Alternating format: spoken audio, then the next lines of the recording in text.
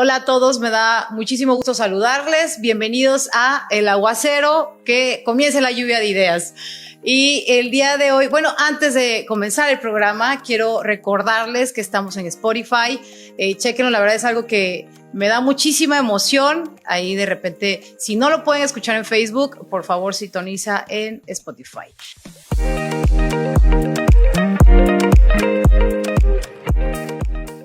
El día de hoy vamos a hablar de Centla, nuestro regalo al mundo en riesgo. Pues vamos con nuestro invitado, biólogo Juan Carlos Romero Gil. Bienvenido a El Aguacero. Muchas gracias por la invitación. No, hombre, a usted por aceptar. Gracias por estar aquí. Déjenme, leo parte de su currículum para que sepan quién está con nosotros. El biólogo Juan Carlos ha participado desde 1989 en la función pública con acciones para la conservación del patrimonio natural. Desde 1997 forma parte de la Comisión Nacional de Áreas Protegidas y ha trabajado en la Reserva de la Biosfera de la Mariposa Monarca. Actualmente es director de la Reserva de la Biosfera Pantanos de Centla y del Área de Protección de Flora y Fauna Cañón de Usumacinta. Qué maravilloso que nos esté acompañando en El Aguacero. Y bueno, en este podcast abordaremos la importancia de las acciones de conservación de los ecosistemas, especialmente de los pantanos de Centla y el cañón de Usumacinta. Y bueno, para poner en contexto a quienes nos ven y escuchan, ¿nos puede compartir cómo se determina que una zona es un área protegida, área natural protegida, y cuáles son los criterios que utilizan para que sea tal?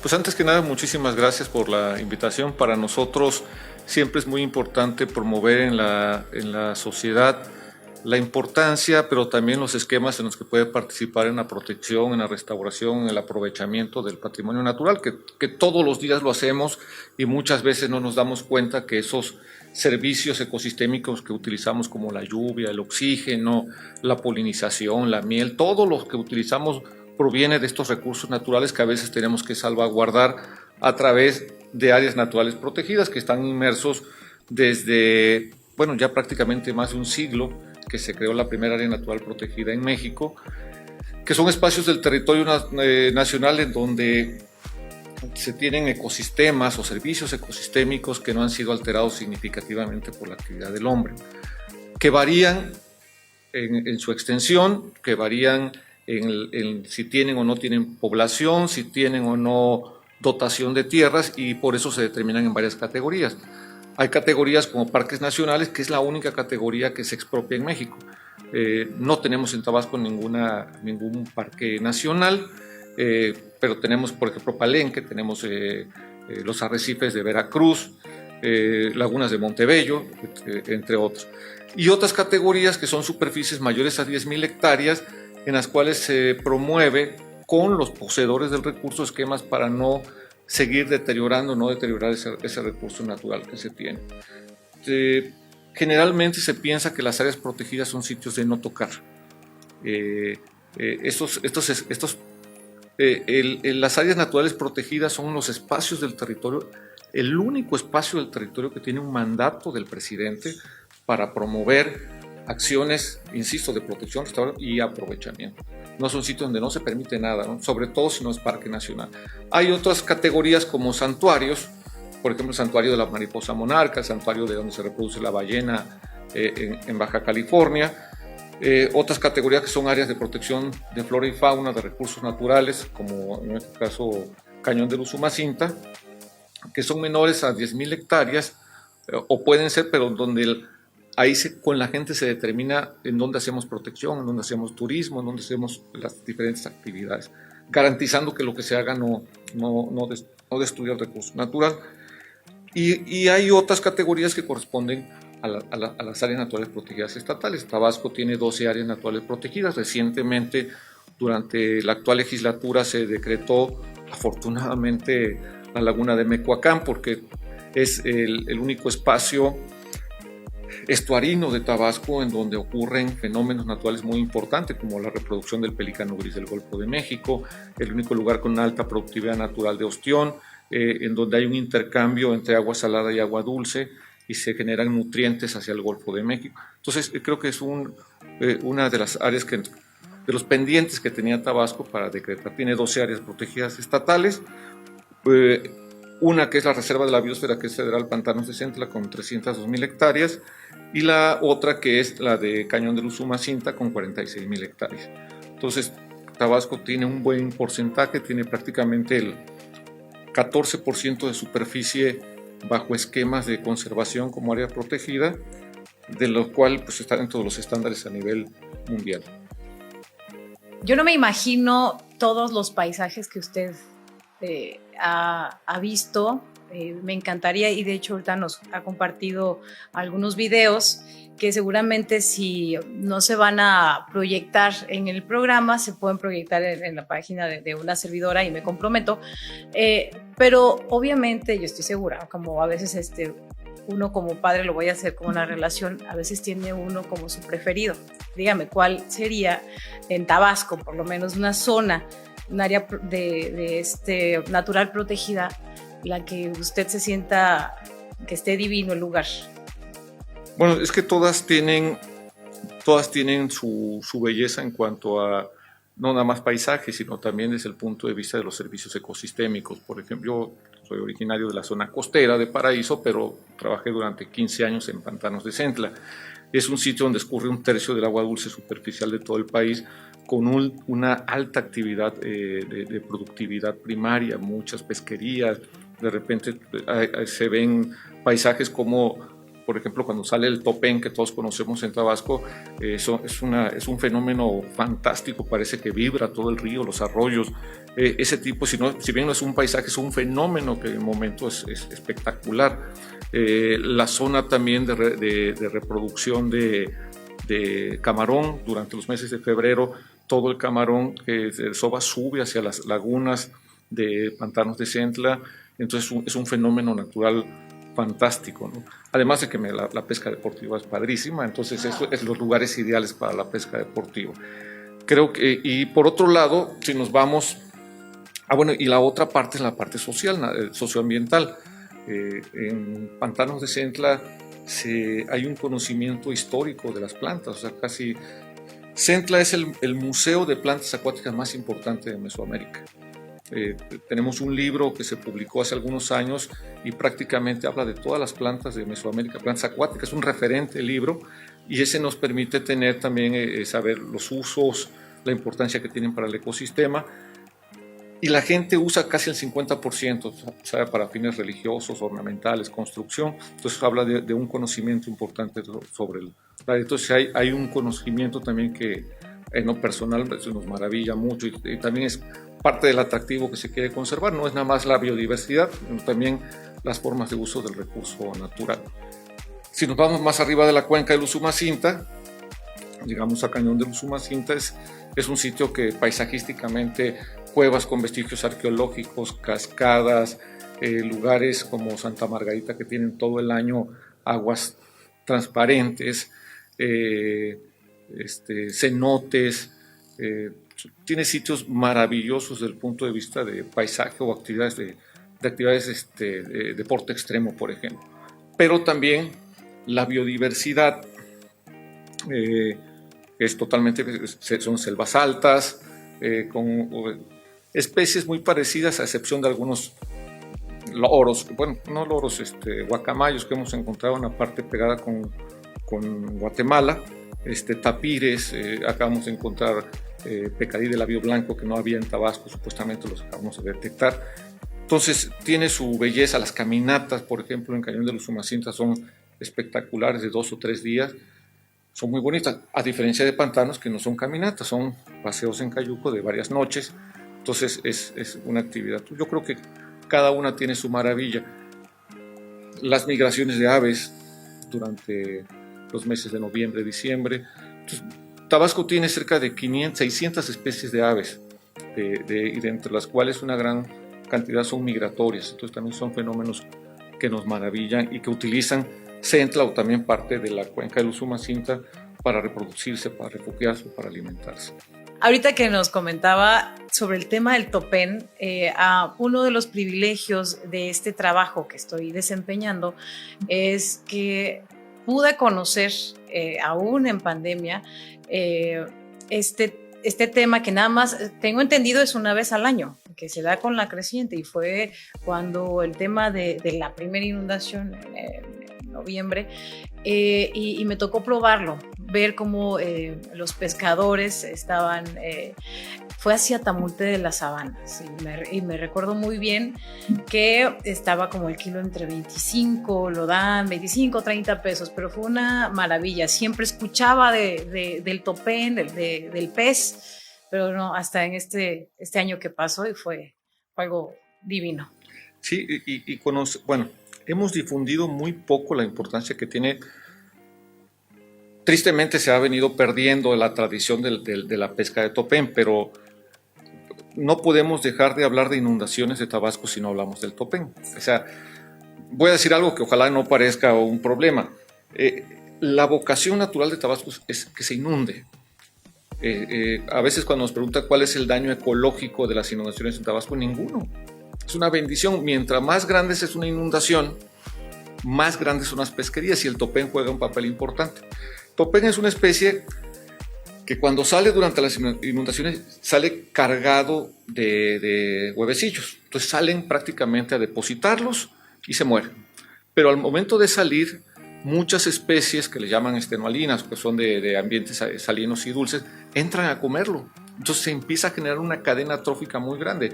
El sábalo, el robalo, el pargo, no sé, varias especies de peces que viven en el mar entran a comer, y estos desoban, empiezan a bajar las aguas y suben todas sus alevines otra vez a semienterrarse en las aguas, ¿no?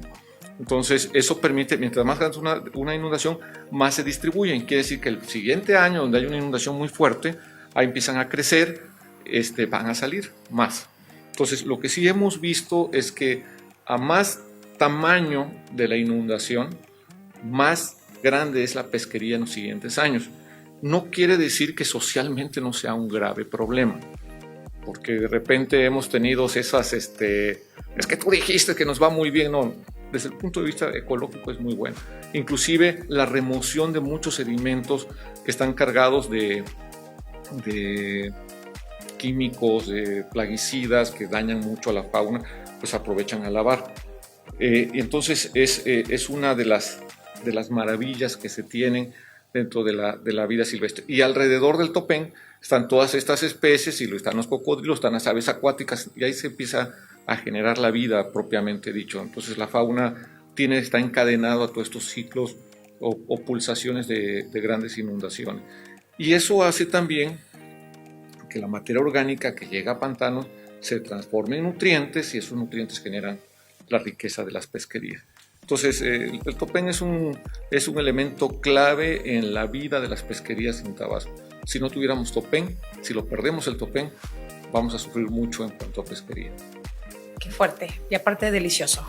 Exacto, además es muy rico. Sí. Ahorita se me adelantó una pregunta precisamente sobre el tema de las inundaciones. ¿Cómo afectaron estas pasadas inundaciones a la flora y fauna del cañón del Usumacinta? Sí, bueno, si hablamos de un daño, lo que estamos ahorita recibiendo es un mayor volumen en residuos sólidos, en basura, plástica. De hecho, nos tocó participar junto con el gobierno del estado, Protección Civil, en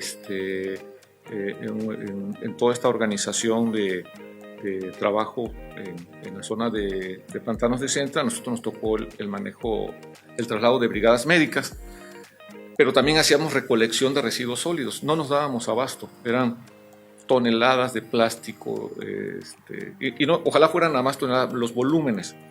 Entonces de repente con un camión no nos dábamos abasto porque genera muy... Este año vamos a trabajar otra vez con procesos de limpieza de ríos, arroyos, para sacar. El año pasado sacamos 42 toneladas de plástico tan solo de la región de Macuspana. Entonces creemos que este año vamos por 3 veces más. Fue el apoyo en agua, el apoyo en medicamentos. Tenemos muchos residuos, muchos plásticos de agroquímicos que están saliendo y que la gente los tira, y eso genera problemas de contaminación, baterías, etc. Entonces, sí, yo creo que el daño principalmente está en el proceso de contaminación del agua y del suelo. En lo ecológico, pues ya lo comenté, yo creo que hay algo que es importante. Tenemos, yo no soy hidrólogo, pero hasta el año antepasado, teníamos un déficit en mantos freáticos. Estaban abatidos en Tenosique, en Jonuta. Mucha gente nos decía, mira, ya el pozo que tengo a 60 metros no me da, inclusive a 100 metros no me da. Entonces teníamos un déficit de agua en la cuenca del Usumacinta. Esperemos ahorita con esta inundación, que además de grande fue atípica porque tardó muchísimo tiempo en la inundación. Nuestra estación, que se inunda a veces 10 días, estuvo ahora 2 meses bajo el agua, ¿no? Entonces esperemos que se recupere ese déficit de agua que se tenía en todo el área. Entonces habría que ver también si ecológicamente nos recuperamos en algo. Hace un momento me comentaba sobre algunas especies. Ya estamos tocando este tema, pero me gustaría, biólogo, que nos comentara sobre las especies que habitan en la reserva y en el cañón del Usumacinta, y que esto los hace pues, áreas únicas en el mundo. Sí, es importante. Cada área tiene sus especies sombrilla, por así decir. Hace algunos días estuvimos identificando para parte del programa de turismo, tratar de identificar algunas especies bandera dentro de cada área protegida. Yo les comentaba que quizás para Centra el manatí representa la especie bandera, aunque la veamos poco. Desgraciadamente, la mortalidad que tuvimos en el 2018 nos evidenció la cantidad de organismos. Suponemos, o los expertos han determinado, que Centla o la cuenca del Usumacinta en la parte baja es la que alberga el mayor número de la población de manatís de toda la región. O sea, cosa que es... El detalle es que a veces nos vamos a la bahía de Chetumal y hacemos un sobrevuelo y los podemos ver desde el aire, ¿no? Aquí no, aquí los vemos con sonares, a veces los hemos visto cuando van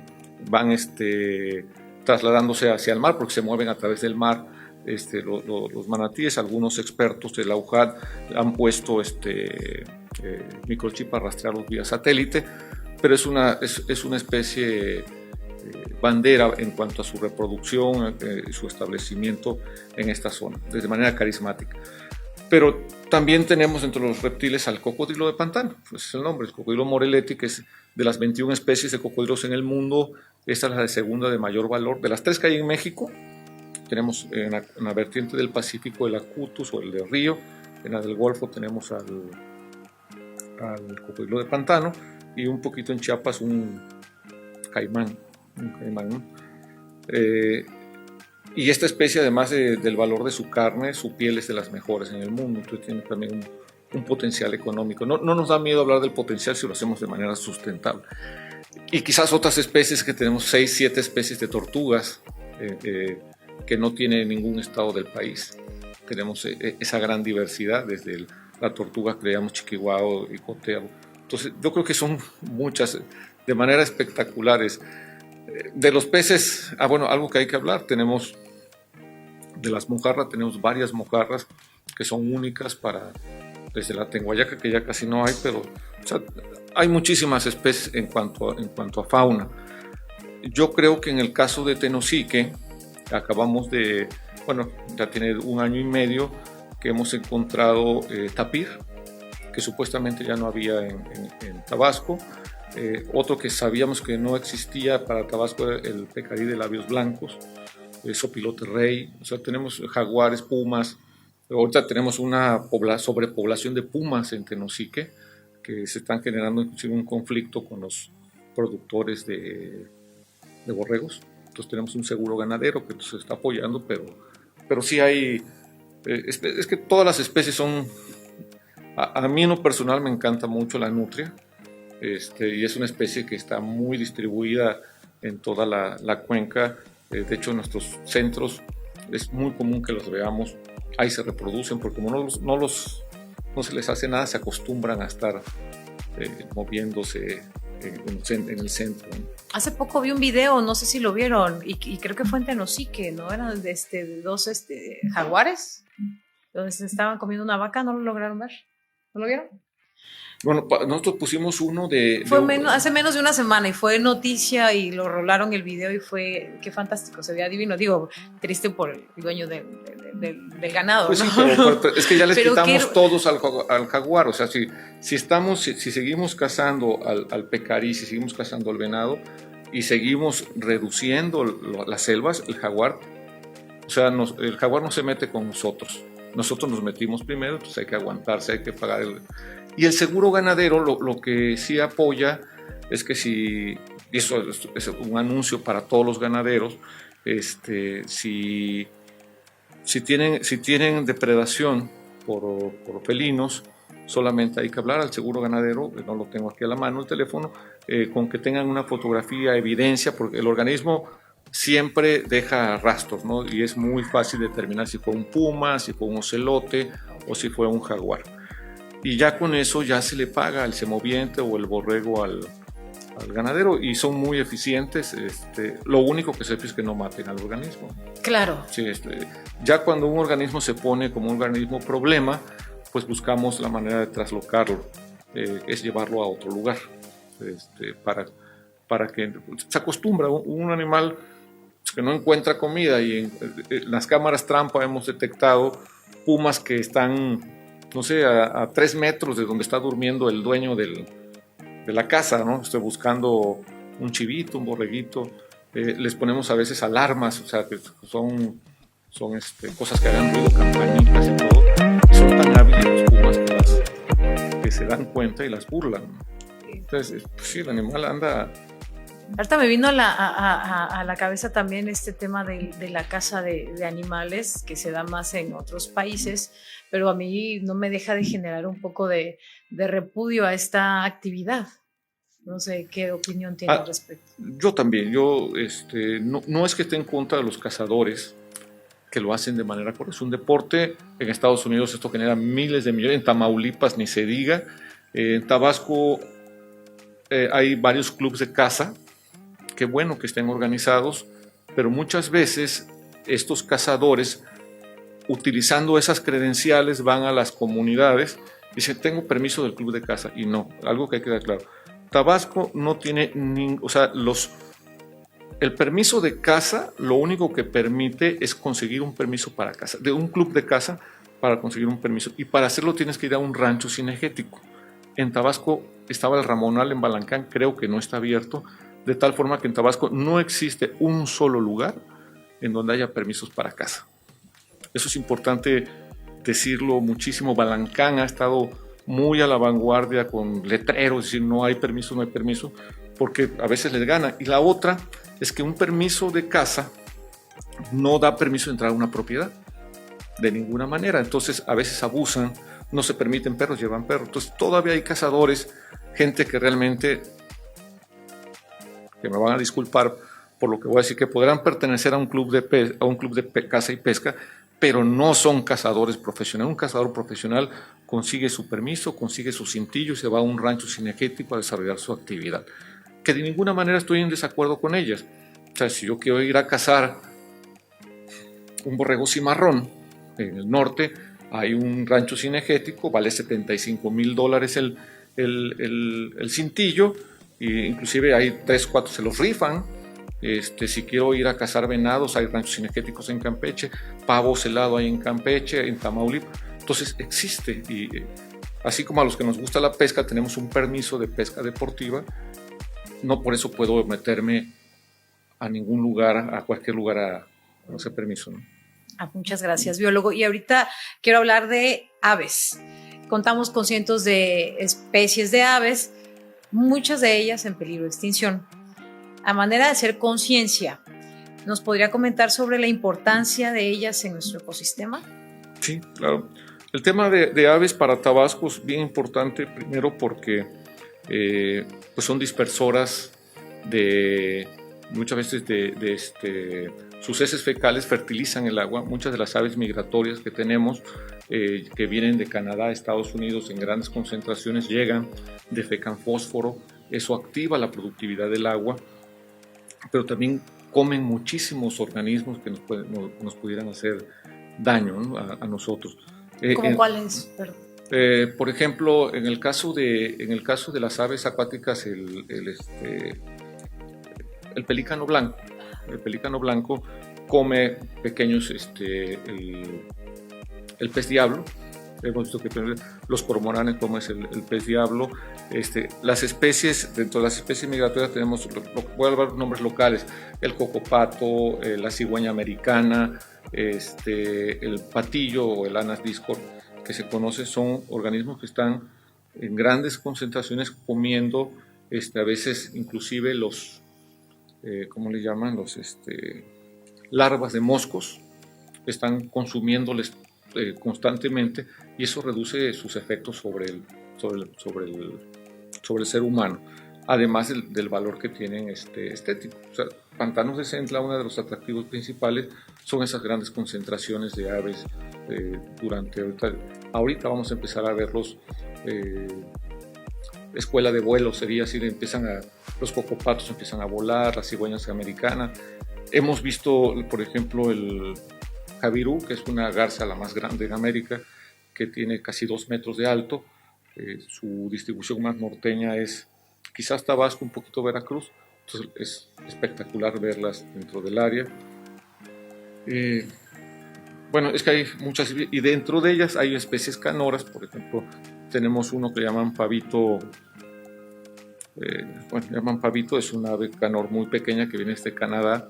Entonces, para muchos especialistas, conocedores, o hay gente que llega nada más con una lista y dice, quiero ver tales especies, sé que aquí hay, pues, van, nos observan, y es una actividad que no hemos desarrollado turísticamente, pero que sistemáticamente ha ido creciendo en Tabasco.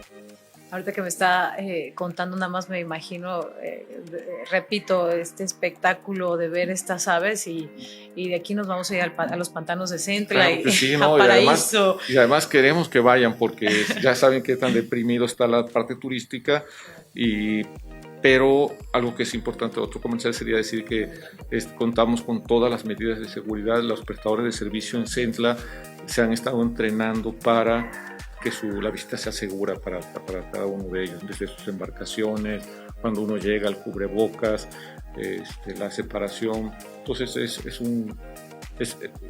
crean que es una visita muy segura para ¿Y cuántas personas pueden llegar? Digo, ahorita que vamos a hablar del tema de la visita a Pantanos de Centla, ¿tienen que hablar? Bueno, hay teléfonos, los prestadores de servicio están toda la semana. La Casa del Agua está de jueves, viernes, sábado y domingo de 9 a 5. Preferentemente hay que llamar para su servicio. Las embarcaciones tienen la separación adecuada de 1,5 metros. Desde que llegan tan solo a la estación, se les pide, hay igual sanitizante para manos, para pies. Las lanchas, los chalecos salvavidas se sanitizan cada que se utilizan con estas bombas de aspersión térmica. Y están todo, yo creo que ahorita no es necesario reservar. Sí, claro. Sí, pues para llegar. ¿Cuántas personas por lancha? 7 personas por lancha. Los grupos en la Casa del Agua son de 5 y mantienen una separación siempre por los guías mínima de 1,5 metros. Bueno, es una buena noticia, sí, y es una gran opción. Y Tenosique también. Tenosique tiene también, no la misma cantidad de prestadores de servicios, pero sí están ya disponibles, ¿no? Vamos a hablar ahora del tema del cambio climático. ¿Cómo impacta y cuál es el diagnóstico de estos efectos de cambio climático en la reserva? Sí. Bueno, ahorita, como sabemos, todas las alarmas en el mundo están encendidas por el gran error que tuvieron los científicos con el tema de cambio climático. Lo que pensaron que iba a ocurrir al 2050 nos está ocurriendo ahorita. Entonces, no nada más tenían razón, sino que además, tenían razón. Nos confiamos demasiado. Todas las alarmas, sequías excesivas, inundaciones prolongadas, nieve donde no debería caer, los movimientos de corrientes de aire están modificándose. Yo recuerdo cuando estudiaba el tema del del polvo del Sahara era algo así como que un misterio. Ahorita los podemos ver hasta por sensores, cómo viene avanzando, cuándo va a entrar, cuándo va a salir, pero los volúmenes son mayores, además, y con una gran carga de nitrógenos y muchos contaminantes. Esto es porque la modificación de los vientos se está dando. Hay dos fenómenos importantes en el mundo, que es el movimiento del Niño, que es cuando las aguas, las urgencias de la parte sur corren hacia el norte, entonces genera mayor volúmenes de humedad, mayores lluvias, o la Niña, que es lo contrario. Perdón, la Niña, que es con mucha lluvia, y el Niño, que es lo contrario, que es mucha sequía. Entonces, en el Tabasco es uno de los espacios, si vemos todos los modelos en el mundo, las zonas de humedales son los termómetros en donde estamos viendo los principales efectos del cambio climático, donde vamos a experimentar todos esos cambios. Primero es el cambio en lo social.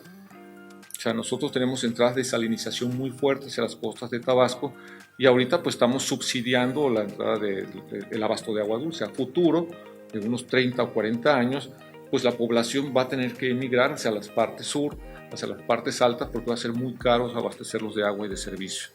Luego nos vamos a la parte de las actividades productivas. O sea, el cacao, que es una de las actividades más importantes, va a empezar a resentir. De hecho, ya está resintiendo el tema de la salinización. La salinización no es por arriba, también es por abajo. El incremento del mar no es una ola gigante, es una filtración permanente, constante, que no vemos y que va abatiendo los mantos freáticos de agua dulce. Si nosotros sacamos el agua dulce, permitimos que el crecimiento del mar empiece a llenar de agua salada. Entonces, Tabasco está experimentando todas esas cosas, la erosión. Si hacemos un recorrido desde la Barra de San Pedro hasta Sánchez Magallanes, vemos que estamos perdiendo la costa a una velocidad impresionante. Cientos de casas. No es algo de catálogo, es algo que podemos ir a tomar fotos hoy y vamos a ver casas destruyéndose en las costas de Paraíso, al menos, que es lo más evidente, pero de Centla también lo podemos ver. Entonces, creo que el Tabasco, hay muchos modelos que nos hablan. De hecho, el Consejo de Ciencia y Tecnología del Estado tiene unos modelos en donde cómo se inundará Tabasco, ¿no? Entonces, de repente lo vemos y casi nos tendremos que ir a Teapa a vivir, o a Tacotalpa, a Tenosique. El cambio climático para Tabasco, a todos los estados del Golfo de México, pero particularmente Tabasco, porque no es nada más el mar, sino es también el incremento del sistema fluvial. O sea, vamos a estar padeciendo las inundaciones. Hace 10 años, cuando salió el H1N1, yo les decía de broma a algunos compañeros, que digo, les firmo donde quieran que Tabasco se vuelve a inundar y que van a aparecer nuevos virus. Parecía de broma. No porque yo lo dijera, sino porque todos los libros, todas las estadísticas, los estudios del tema del cambio climático no es nada más la lluvia o la sequía, también es la aparición de nuevas cepas de virus que o se descongelan en el Polo Norte o empiezan a mutar por cambios en el microclima. Entonces, más vale que nos acostumbremos, porque esto es algo que ya no va a parar. No quiero que nos prestemos al tema. Qué triste, qué fuerte. No, pero además no es algo que son los estudios y están siendo muy comprobados a través del tiempo. ¿Qué podemos hacer? Que no es nada más ponernos a llorar, ¿no? Sí, claro. Hay dos cosas que hay que hacer. Una cosa se llama adaptación y mitigación. Adaptación es, si yo sé lo que viene, me tengo que preparar a lo que viene. Un cambio en la cultura del comportamiento social, en el tipo de la infraestructura que tengo que hacer, en los modelos de desarrollo que tengo que ver a futuro. Tengo que empezar a pensar en cómo desarrollar urbanísticamente Tabasco dentro de 50 años. A veces los políticos dicen, no, pues ni voy a estar, pero hay que pensarlo. Eso es adaptar, prevenir a lo que viene. Y la otra es la mitigación. La mitigación es empezar a reducir la velocidad del cambio, o se llaman a veces resiliencia, la capacidad para reponerme ante un daño. Actualmente trabajamos en la cuenca del Usumacinta con un apoyo de de la Agencia para el Desarrollo Comunitario, NAPECA en inglés, estamos trabajando con las áreas municipales de Centla, Jonuta, Macuspana, Zapata, Tenosique, porque primero las áreas de protección ambiental ven el cambio climático como algo que en 3 años vamos a dar unas pláticas y vamos a preocuparnos, pero no estamos planeando los municipios para el futuro. Y protección civil, que también cada 3 años los cambian, pues están reactivos nada más sin equipos, sin comportamiento, eso no hay una estrategia. O sea, lo que queremos es que en las áreas municipales haya en el largo plazo, cuando menos una línea, un eje conductor que diga, a ver, el cambio climático, prepárate para que dentro de 40 años, de 30 años, 10 años, sepamos qué hacer. Lo vimos en las inundaciones, ¿no? Entonces, a veces las áreas de protección civil, sin lancha, sin motor, sin gasolina, sin preparación. Entonces, eso es prepararse a futuro, es ser resiliente. Entonces, esas son 2 cosas que se está trabajando con nosotros como Comisión Nacional de Áreas Protegidas y pensar en el futuro. O sea, no podemos, los temas ambientales no son para los próximos 3 o 6 años. Tenemos que pensar en los próximos 100 años para poder garantizar. Y aquí va también el otro comercial, si queremos mitigar las áreas naturales protegidas, son los espacios ideales, son los que están bajando todos esos gases de efecto invernadero. Tenemos el último estudio en el caso de Centla, por hectárea se acumulan cerca de 1.500 toneladas de carbono, son sumideros de carbono. Entonces, conservemos esos sitios y vamos a estar secuestrando, entre comillas la palabra que están, todos esos gases de efecto invernadero que tenemos. Reducir nuestros consumos, es importantísimo promover la reducción del consumo, no nada más por el costo de la luz. La ley del plástico es excelente, la ley de cambio climático. Ya iba, pero ¿cuál es la percepción? Porque lo estuvimos platicando antes de la grabación, pero usted como biólogo... Yo creo que es un acierto total que todos los estados cuenten con su ley. La dificultad es la instrumentación, porque la instrumentación requiere de una participación muy consciente, muy comprometida de la industria, del propio sector gubernamental. Aquí la ley de protección ambiental del estado de Tabasco, desde antes yo estuvimos leyéndola, discutiéndola con los compañeros, y no sugiere, obliga a reducir nuestras emisiones. ¿Qué quiere decir esto? Que tenemos que empezar a llevar nuestra contabilidad. Hay que ver en el estado, en los municipios, quién lleva la contabilidad, cómo estamos reduciendo nuestras huellas. Seguimos haciendo compras sin ningún tipo de control, comprando una gran cantidad de cosas que tienen huellas de carbono a muy alto nivel. Empezar a dejar usar plásticos, papel, o simplemente ver, si yo compro un lapicero, tengo que ver si esa industria tiene algún compromiso con sus cadenas de producción en donde están reduciendo. Entonces eso, aunque pueda parecer un poquito más caro, le da un mayor compromiso a nuestras acciones para reducir nuestras huellas de carbono. Entonces la ley, yo creo que es un gran acierto. Está reciente, sí que está calientita, salida recién calientita. Alguna vez la platicamos con algunos diputados y yo les comentaba que se estaban tardando porque es el momento. Y la otra es que a los municipios hay que meterlos en cintura en ese sentido. Ya no nada más es un tema por el tema de cambio climático vamos a tener dinero, no, al contrario.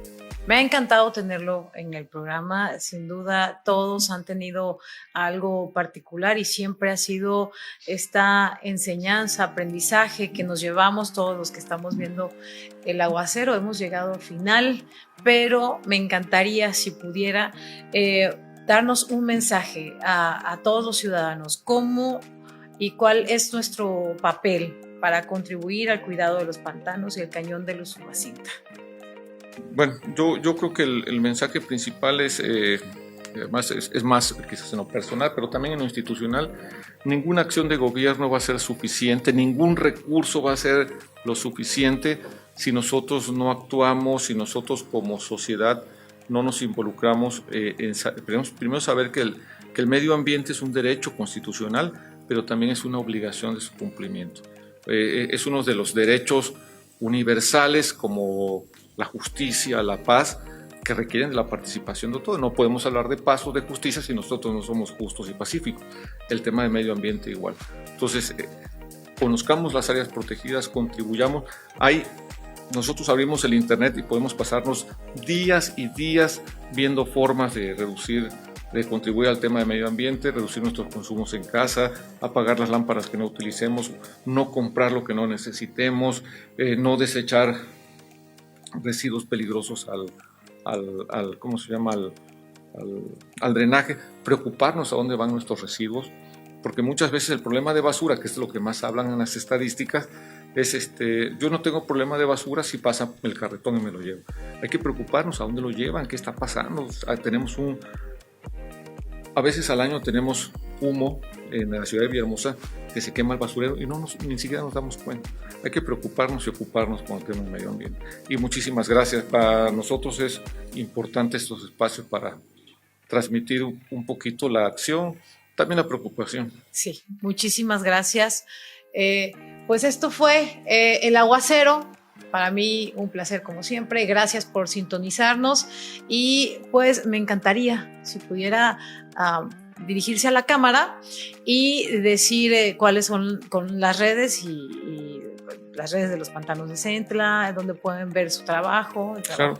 Sí, tenemos páginas, las páginas tanto de la Reserva de la Biosfera Pantanos de Centla como Cañón del Usumacinta, nuestras páginas de Facebook es Pantanos de Centla, @Pantanos de Centla y Cañón del Usumacinta. También tenemos otra que es La Casa del Agua. Importante que ojalá nos visiten, conozcan lo que estamos haciendo y también sus comentarios son importantes. Dentro de la operación de las áreas protegidas tenemos áreas de voluntarios, hacemos acciones de prevención y combate de incendios, hacemos trabajos de educación ambiental. Entonces, visítennos y eso nos ayudará muchísimo para poder contribuir al tema de la conservación del medio ambiente. Terminamos, nos vemos en la próxima emisión del Aguacero. Gracias por sintonizarnos.